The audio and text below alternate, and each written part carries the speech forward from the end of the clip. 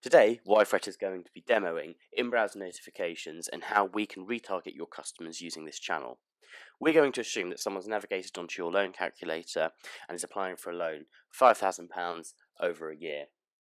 It's going to take them through to a form fill, and in this case, Josh is filling out his first name, but for one reason or another, Josh then decides to navigate away without completing this form.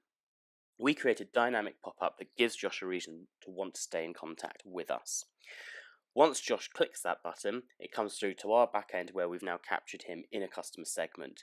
We're going to create this customer segment in this case by wanting to target short-term loans of £5,000 or more. Now, as we can see, we've got one user in here already.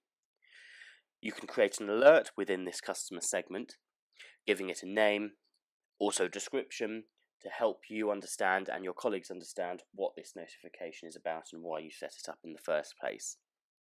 You can also set a limit on this so that when it reaches, say, 100 in this case, that's when it's going to notify you. And you can fill out the email addresses below as to who you would like to stay updated with this. Now that we've set up the segment, we're going to set up the campaign. In this case, it's going to be a campaign driving short-term loans and people who've navigated away. You can set up the title that appears in the browser notification and then a short message for the body. You can set up pictures, a destination URL, but very interestingly, you can give two options for the people you're targeting. So to either come through to an info page just to know more, or to go back to their application.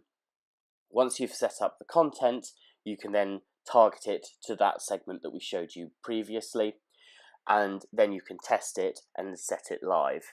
Now, whilst we wait for that to come through, what's interesting to note here is that you can create this content to be entirely dynamic, so you can really drive the personalization in the messaging that you're targeting to the audience segments that you've created. And the more data we have plugged in, the more customized we can make that one-on-one dialogue. Interesting to note also that you can set the same sort of campaigns personalized up across SMS, email, social, and indeed other channels. Here we are though, an example of the in-browser notifications we're focusing on today. You can customize the size and the position, and obviously you have the two buttons to either just get to know more or come back to their application. Josh has clicked on to come back now, and we've got him, and we can overlay dynamic form fill so that Josh doesn't have to start all over again.